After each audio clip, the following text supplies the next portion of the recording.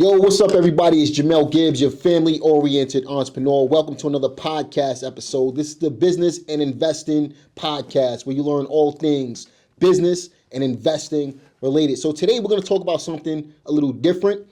I don't usually talk about this on my channel. Back in 2016, I started buying cryptocurrencies myself. And, I didn't really understand what crypto was going to do. Over the years, I didn't understand the crypto market. I just kind of jumped in. I held a little bit over the years, but for the most part, unfortunately, I sold majority of my crypto off. Still got a little bit of Ethereum, still got some Bitcoin. I lost a ton of Bitcoin because I lost passwords and I can't get back into those accounts. But, for the most part, I was talking to Rondell behind the camera, and we was talking about how much Dogecoin I had. What was this, about 3 weeks ago? Something like that. 3 weeks ago, we was talking about how much Dogecoin I had, and I got sick to my stomach when he told me how much money I would have made off of the Doge. I had 16,000 Dogecoin back in 2016, 2017. If I would have just held on to that, could have been a billionaire right now. That's crazy, right? So I let it go. I sold it off, and it was because I started losing money in crypto, but again, not understanding how it works. I'm not a stock market guy. I'm not a cryptocurrency guy, but I'm starting to slowly get back into it. And if you notice over the last few weeks, I've been talking about it a little bit, how you can buy and hold crypto for the long term, especially with the returns that the crypto market is providing right now. If you look at last year, you had Ethereum. I think the stats were right around 800% return on your investment. Bitcoin was 156% returns on the investment. I mean, where are you going to find these types of returns? And you only need a little bit of money to get in. So you can really put in how much you feel like putting in. So rather than putting your money in a bank and letting it sit in the bank and gaining, a fraction of a percent on the money in the form of interest, you can sit it in a crypto account and just hold it, right? And just gain a ton of money and interest off of that investment. So just imagine you put, even if it was $100 in crypto, and a year later you got $800 in your account. That's just insane. Where are you going to find those types of returns? Rondell specifically said he started off last year with $1,500, and I'm not going to tell you what's in his account, but he's well into the 5 digits at this point, right? So I think it's a great idea to use crypto once you understand how it actually works, to be able to capitalize on the crypto, to be able to take that money and put it into longer term investments like real estate. So you can literally use cryptocurrency to buy real estate. And that's why I wanted to invite our special guest on the line today. He's been buying crypto for some time now. He's going to give us some pointers on how you can get started in crypto. We're going to provide a step-by-step process on how to do it. And then we're going to see if we can help you guys make some money in crypto as well. It's my man, Quinyon DeBerry. What's going on, brother? What's going on, brother? How you doing? Good, man. Why don't you tell everybody a little bit about yourself, man? All right. So, yes, my name is Quinyon DeBerry. I'm from Lawrenceburg, North Carolina. I actually do videography and I do marketing consultations for companies. And, that's my main business. And as you were saying, in 2019, I actually jumped into crypto then, and that's been my journey ever since then. Cool, man. So, obviously, cryptocurrency is, if you're familiar with the stock market, right, it could be similar to the stock market, but it's an entirely different world, right? So how did you get started in crypto? 100% correct. It's like the stock market, and it's funny because they do throw around volatile, but of course we know the stock market's volatile as well. Yeah. You've had people who put money in things and it's been a slow growth, and then all of a sudden it gets dropped and you lose everything, and that's one thing about crypto. One funny thing about crypto is that, like the stock market, you can see your gains, your unrealized gains fluctuate 20 to 30% within a day. And when it's your first time investing, that is scary because you're not used to seeing that. You're not used to seeing $1,000 turn to $500 overnight. So a lot of people, when they're first time in it, they get scared, they want to jump back out. Crypto is a different type of game. It's not for the faint of heart because that does happen. So you have to just understand what you're investing in, know what it's about, know what the project is about, and just understand that it's going to come back eventually, like all things do. That's right, man. So, obviously you didn't start off as an investor.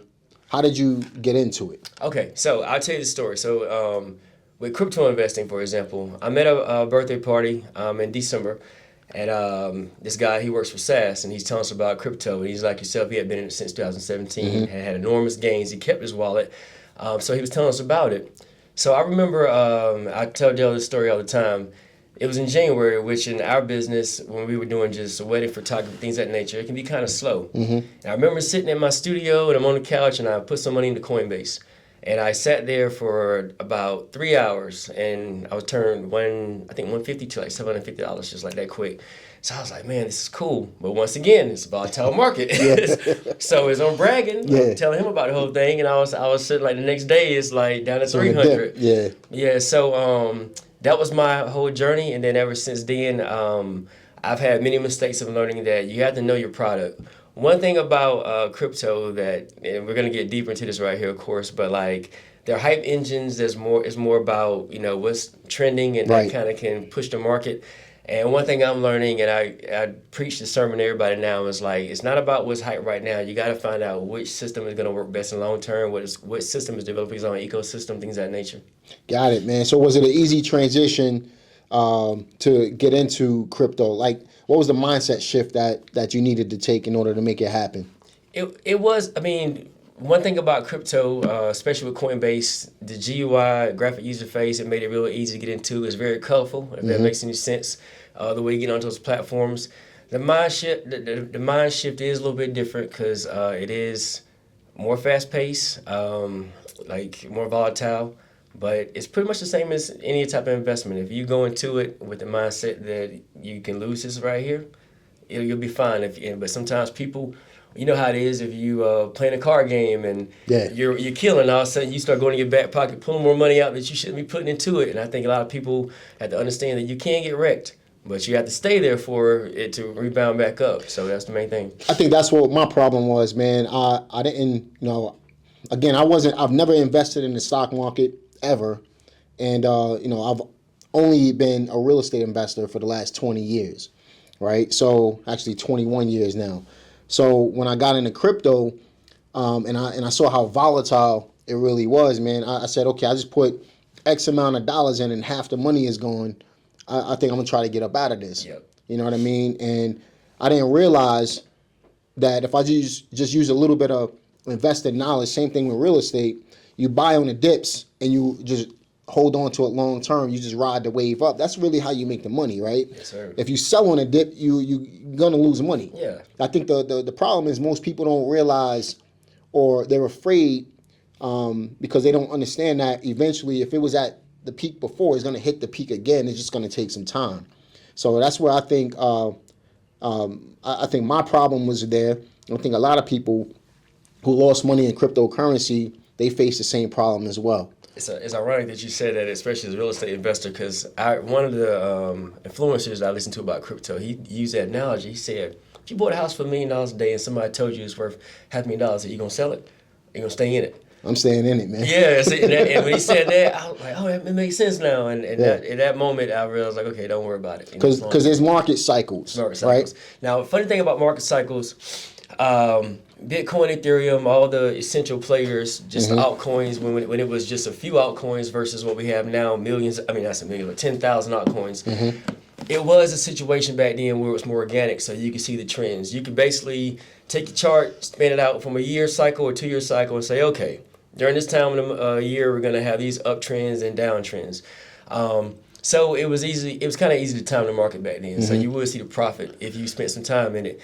The thing that's changing now, though, that's very essential and important for new investors to understand is that big business is in there, and the whales are killing it. And since it's not regulated, even though we keep thriving on the idea that it's decentralized, which it really isn't. It's not really, we need to talk about that. We need to talk about that, man. Yeah, because me giving you a 10 right now, that's decentralized. That's really decentralized, really. Not a blockchain knowing exactly when you got it, at what time, what location, and where it's going afterward. That's not decentralized. We'll get into that definitely, but the fact that the big boys are in it now playing the games, and it's not regulated by the SEC, you're seeing so many people getting wrecked, and it's an unfair play to new people because they jump in and they don't understand these consulting firms working with these companies. They know what you're looking at. They know what's trending. They know what everybody's going to go to, the hype beast. They're in the same lobbies, the same discords that everybody else is in. And they're actually sometimes paying people to pump it up for you. And they just end up wrecking people, short amount of time. And so that's something that I would also tell new investors is be careful because there's no more trends right now. You have to really start thinking about projects. They really have a real self-purpose to them. Same thing with the stock market, right? So you got people who beef up, Elon Musk, for example, he'll beef up a certain, he'll say one thing and then you see a stock market, the stock market going to rise, right? Or the same thing vice versa, right? He can do the same thing in crypto. I think crypto is more manipulated though a little bit, God, yeah. right? Because like I was telling Rondell, you got guys who could literally rally up a cryptocurrency for a little while, make some money, and then they know, once they start rallying, it's gonna dip. Bro, and think about him. Like you just said, the initial statement was like you had some Doge like. It's manipulated. Yeah, he had that. You know what I'm saying? It's manipulated, man. Yeah. That's the whole point, and that's why I think that was part of the reason I got out of it before. But we're 5 years in, and I just saw the gains over that time frame, and I'm like, yo, there's no way I can't get back into this. Oh yeah. You know what I mean? But let's talk about the decentralization of how this thing actually works, man. Is it truly decentralized? How do you feel about that? It definitely isn't. It's funny because me and Dale had these conversations. You start getting biblical about it, and you start saying, okay, man, it's almost like the reward for. It's incentivizing like people to want to jump in because of the gains, but in essence, you're giving away your freedoms without even thinking about it. They keep saying everything's decentralized, but blockchain is not centralized. And then like that, hash graph, which we're going to get into, is one of the biggest projects. I think that's a good money making concept for long term. Is anything but decentralized. Yeah. I mean, like you can't escape once you're in this world, and it's like we're headed towards though. When you got to go on Coinbase and give your social security number. Yep. It's not decentralized anymore. That's right, and you know your customer now. You got to hold up, do all these different peace signs and stuff. Yes. So what's true decentralization then, man? To me, the central money we've been using back in the day, exchanges of goods, hardcore bartering. money. Yeah, money, gold, like exchanges of goods, services, bartering. That's decentralization right there. But. It's funny. I mean, just like we seen the Apple commercials, man, they made the dollar like it was the dirtiest thing in the world. You know what I'm saying? I mean, you see what crypto's doing. I mean, it's making where your dollar's not worth what it was the other day. Right. So it's a double negative. Like we're saying, all right, go over here to decentralized so your money can inflate with the cost of living that you're going through right now. Yep. If I have $100, next year that $100 is $80 or $60. So it's like you just kind of setting yourself up. It's a trap. Yeah, man. So how do you feel about crypto? Long term, like you think it's gonna be, you think most people need to get or have some type of play in the crypto market right now? Absolutely. Big time? Yeah. Absolutely. It's definitely gonna be long term. There's so many projects, there's so many like deals being made behind the scenes. Not even really behind the scenes no more. But I mean, some of the big boys in the game. I mean, it's like Hbar, Hbar hash graph. I was telling him they made a deal with ServiceNow, and then ServiceNow was working with the Fed. I mean, it's like so many different moves being made, and I think that if you're not playing in that game, at least putting some money. You don't have to be a crypto cowboy, messing with Sheeb and Doge, ones like that, because I don't think they're going to have long-term plays. But I think if you have an investment portfolio already, it would be smart to take a little bit of money and just put it over in something and put it in a safe bet like one of those who have a nice foundation, have an ecosystem they're building, and that way like you don't have to sit there and watch it every day and wonder what's going to happen to it. So like when you look at certain cryptocurrencies, I would think like Bitcoin, Ethereum, Bitcoin probably don't really have a real usage, but it's been around for so long, right? Market dominance, that's all. Yeah. Market dominance, right? But then you got Ethereum has a real usage. Then you got other cryptos being built around Ethereum. You got what is this? A Solana or something like that. Cardano, right? Polygon, which is the OpenSea layer 1 that allows for the gas fees on Ethereum to be cheaper for everybody, Right. So stuff like that has a long-term usage. Those are things that a lot of people should be looking into. Maybe put a little bit of money into those, and then we're not telling you what to put your money into, but what we're saying is at least do some research on this stuff so that you can educate yourself on it and make educated decisions if you decide to get into crypto. Absolutely. You know what I mean? So as far as like long-term investments, When you first started, like what were some of the plays that you made in order to get to where you are today? Well, I'll say this right here. My experience comes through failure. That's always. So I was one of those people that was being a crypto cowboy. It was like first. I'm gonna raise my hand on that one too, man. So initially, you do the initially you do the Bitcoin run because everybody's talking about Bitcoin, and I joined Coinbase, of course, because it's the one that's the most commercially friendly. So it was Bitcoin, Ethereum, and then of course Dogecoin came along, and those other ones. There were a few that I got wrecked on, and then a few that I just wasn't patient. I saw the loss, and I was like, oh my God, this is crazy. So as soon as they got back, I didn't jump out when it was red, but as soon as it got back to where it was at, I got away from it. And then just to come back a year later and see it went like 1,000%, and be like, sheesh, man, should have stayed around. But that's how I feel about Ethereum, man. I was buying Bitcoin at $850 to $1,500. I was buying Ethereum at like $150 to $300. Yeah. You know what I mean? I was buying Litecoin at like $50. I don't really see a long-term use for Litecoin. Yeah. That's my personal opinion, but I wish I would have held on to that Ethereum.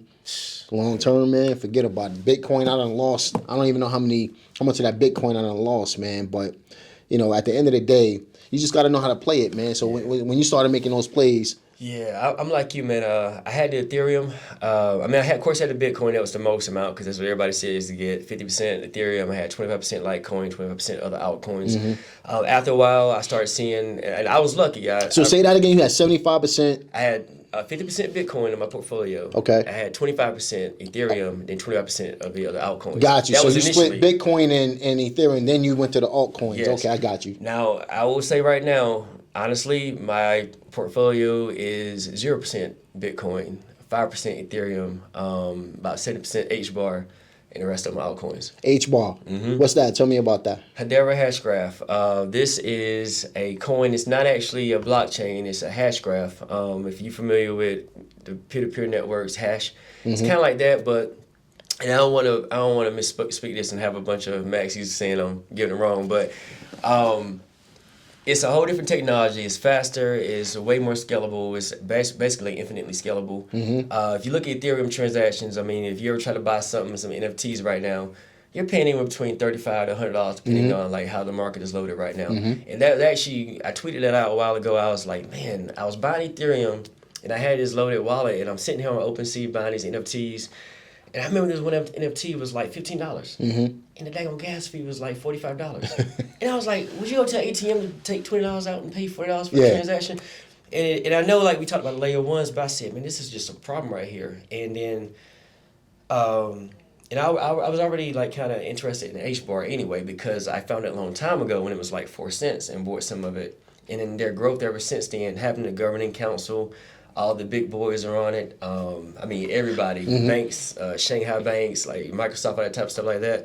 So you start seeing the plays, and every time in the news you're seeing like they're doing this, partner with this person, doing this type of thing. So I truly believe like long term, that's gonna be the play.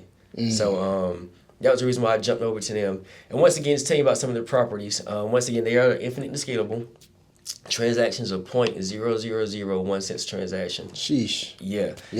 And then I saw recently they solved a problem at one of the African countries, and they were advertising like, yeah, their transactions went from $30 to now it's just 10 cents transaction. So if they're charging 10 cents transaction and it's 0.0001%, that profit margin is crazy. It makes sense. Yeah, and they're working with like I said, ServiceNow. They have a deal with the IRS. They have deals with MasterCard. They're doing Boeing, like I said, Microsoft, a ton of other companies out there. So they're going to be one-on-ones, almost like Amazon in the early days. They're going to be everywhere sooner or later. Cool, man. I need to look into that myself, bro.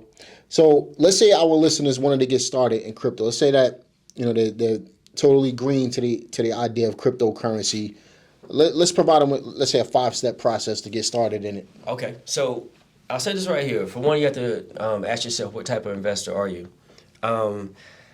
If you are that Kevin O'Leary line, you're a crypto cowboy. If you have time on your hands and you want to, watch the market and make gains, substantial gains, like throughout the day, throughout the week, you have time on your hands. You can be that type of person who can go on Coinbase or go on to KuCoin or Hbar, get wallets, get accounts there, those changes, and you can kind of watch the market and make gains. it is possible to do it. Right now, today's a great day to buy it, which is what, January the 7th? What's this, 6th? Today's the 6th. The 6th, okay. Because like, for example, the Fed just announced the interest rates going up. So that caused a crash in the market. Great time to buy in. If you're gonna go, you have to ask yourself if you're the type of investor. Of course, if you're going to be safe, like we were talking about earlier, if you just want to like have something to put your money in for a state, you can put it in Ethereum. You can put it in the layer ones, Solana, Cardano. You can Polkadot, Avalanche. Those are great ones. Of course, anything attached to the metaverse is a good play as well. And then you can just kind of hold it. Now, as far as Hedera, you would need to go into places like KuCoin or Crypto.com. Oh, the Crypto.com coin is a great one as well. Oh, yeah, I was going to mention that because they just bought the Staples Center. Yeah. You know they ain't going nowhere. They ain't going to 20-year deal, too. That's going to be that. You know they ain't going nowhere, so that's a good crypto to buy into. Yeah, you know what I mean? Yes, sir. Yeah, so you can go into those changes. I would say if you have never invested before, probably Coinbase. I mean, I'm talking about regular investments. Coinbase is probably your best place to go. When you start going over to KuCoin or you gotta be a little more savvy. Yeah, with those. you gotta know how to read a chart, that type of thing as well. Yeah, what I'm gonna do, I'm gonna link Coinbase in the description box for y'all, so y'all can, I'm gonna create a whole description for you to get started if you want to get started with that. So you're saying set up a Coinbase account, and then what's the next step? Have a plan. Once again, I cannot stress enough, like, know exactly what your goal is. Like, know if you want to but you want to spend your time watching the market, the anxiety, make sure you can stomach that, but just make sure that that's what you want to be doing. Or you can just go ahead and start putting money in. Now, one smart thing that Coinbase does, and a lot of other markets do, is if you want to just say, all right, I'm going to set up an account, I want to invest in a few of these different coins, and they have a little option where it can weekly or monthly take a specific amount of money at your account. That's called dollar cost averaging. That's actually very good because regardless of how the market is, you're buying in. Keep putting in. Yeah. And, that's just like with the savings account I was telling you. Most people put money in a savings account, so rather than doing that, you put some money into crypto, and it doesn't matter if the market is up or down. Over the life of you having that coin, you're going to gain interest. You're always going to be on the up. For the most part, right? Yep, and that's a win. My mother-in-law, that's what she always did. She just dollar cost average, and her portfolio is looking really well. Growth since last year doing that. There's also staking. You can stake for Ethereum too. You think that's a good idea? To stake money? I do. If you don't want to, watch it. But again, it depends on what you're staking. Like, it was more, the rates were better like a year ago versus now. One time you could stake for almost 15-20%, on certain coins. Now it's like 5 or 6%. Yeah, so, Ethereum is 4.5 right now. Yeah, so I wouldn't stake, but once again, if you're not the faint of heart, you don't want to, you don't want to be gambling or whatever, you can kind of stake. Yeah, I remember when I first came into the crypto, there was this thing called BitConnect. Remember that? Yeah, that's the one. Yeah, got everybody. Yeah. It got everybody out, man. So I lost some money in that. You know what I mean? I didn't realize what it was. Somebody invited me into it. I invested a little bit of money, and that was that. There's other platforms that started up like that, and you'll get in during the pre-launch, and then they'll steal all the Bitcoin that you.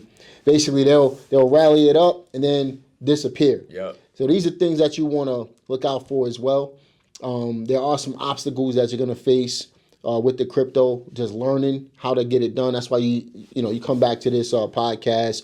I'm sure we're gonna have Q on again in the future, but continue to educate yourself and be careful. This is the streets. Just remember, it's the same thing as the streets. You want to be knowledgeable. You want to keep your eyes out. That part, right? And if you don't educate yourself and you're not keeping your eyes out, then you're gonna be taken advantage of, right? So.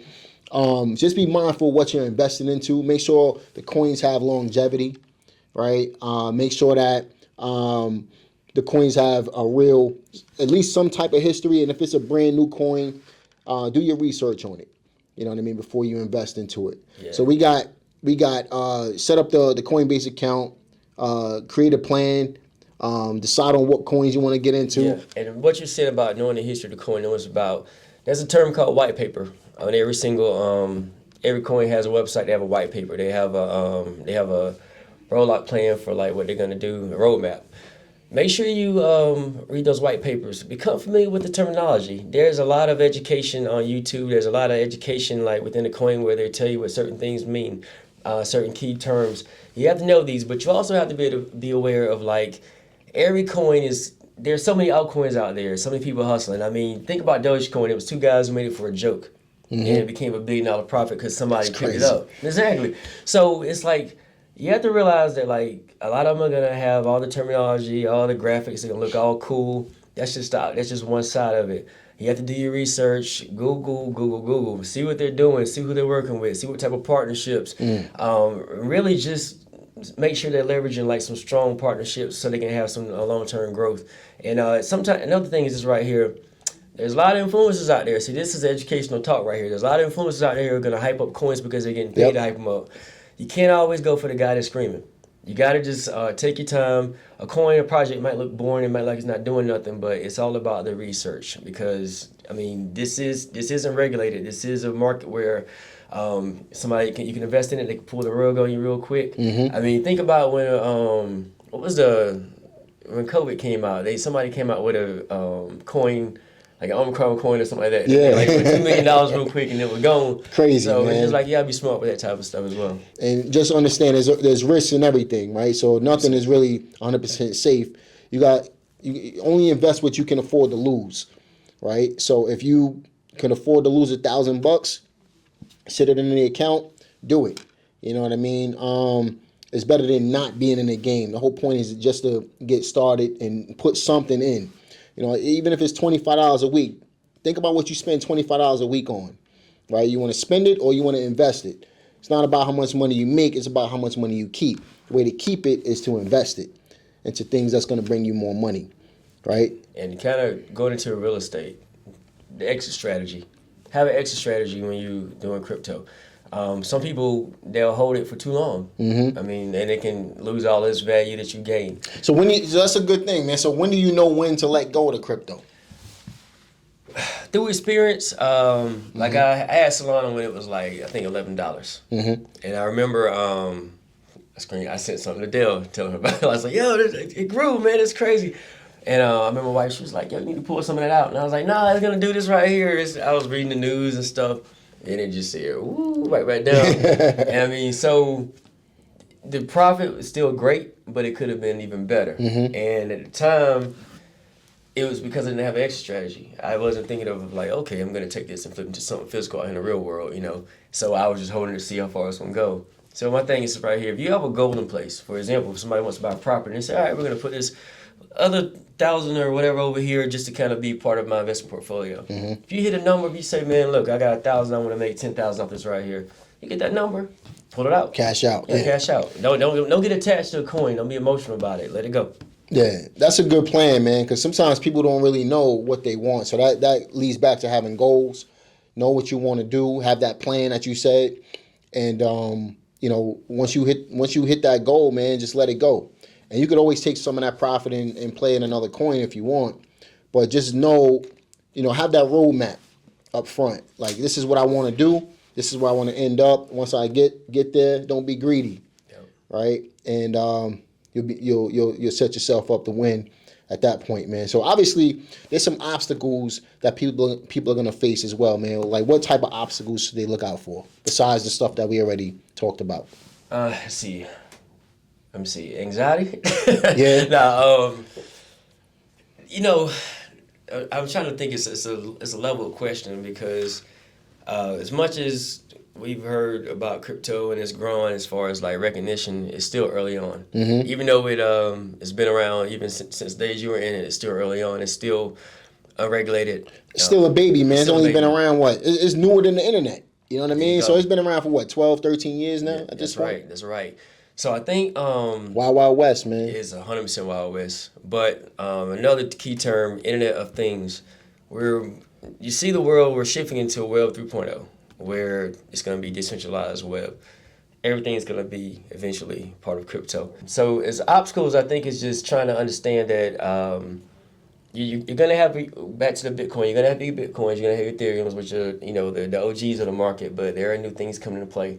And just staying on task, knowing what every project is about. understanding what what deals are being made and like how it's going to work its way. Just think of a roadmap. If all things lead to we're going to decentralize or we're going to make money on blockchain, what are all the different coins that are going to be needed to make that happen? If we're going to be using crypto for selling property or for selling all types of things, there's even talks of like social coins. Of course, we got the gaming coins, we got the metaverse, we got the betting, that type of stuff. NFTs, art. You got art. You got so many musicians nowadays. They're now putting the masters and putting us saying, forget the label. We're gonna just let people buy into our stuff that way.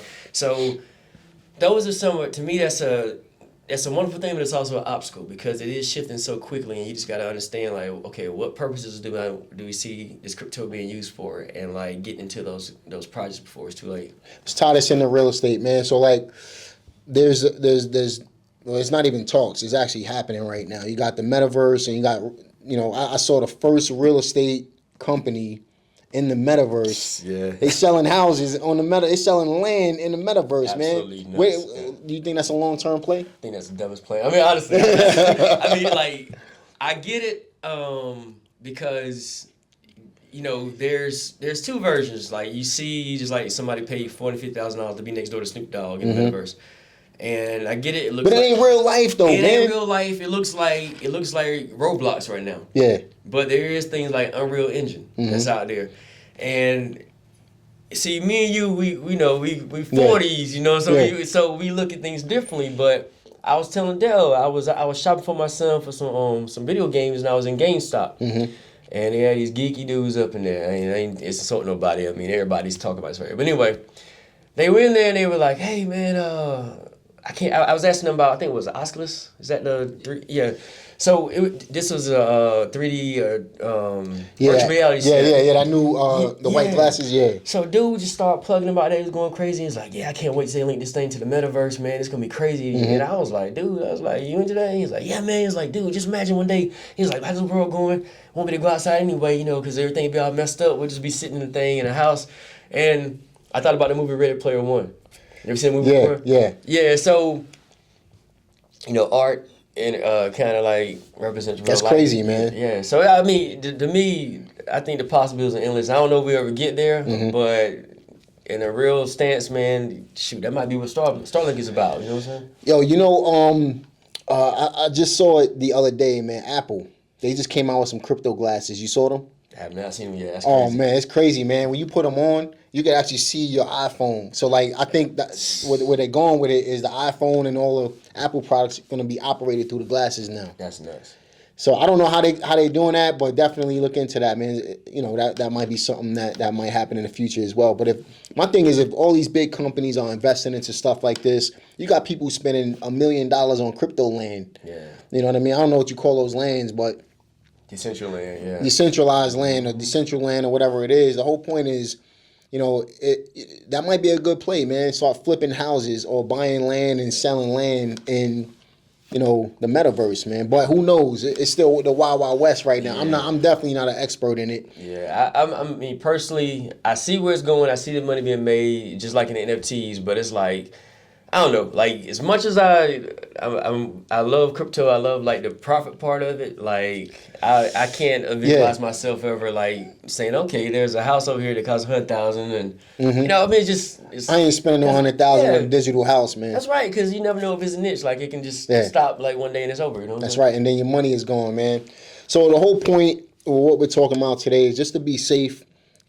Have a clear understanding of what you want. There's going to be a lot of opportunities. Everybody's trying to get their hand in crypto, but not everybody's correct either. So make sure you got some history behind it. Be smart with your money and only invest what you can afford to lose. You know what I mean? So we gave y'all 3 steps to get started. We told you what obstacles to look out for. If you had to provide some last words to our listeners, what would those words be? Just pace yourself. It's not a race. Like, if you're jumping in today, you're still not late.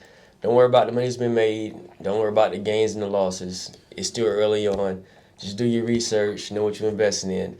A lot of mistakes were made by a lot of people to put out a lot of content to educate you nowadays. So value your money the same as you value any other investment, and just like do your research and jump in. you're not late.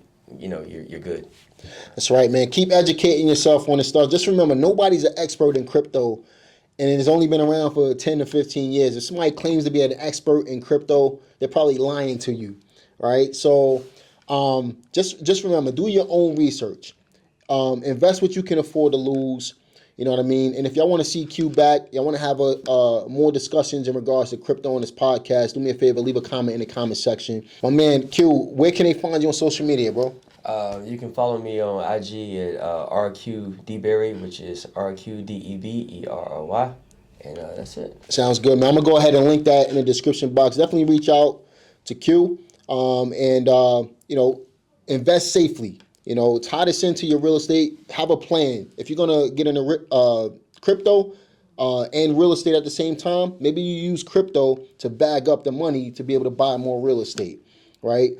Have a plan, though. If you go into this without a plan, you're going to plan to fail, right? So definitely have a plan going in. Know what you want to do and just take action.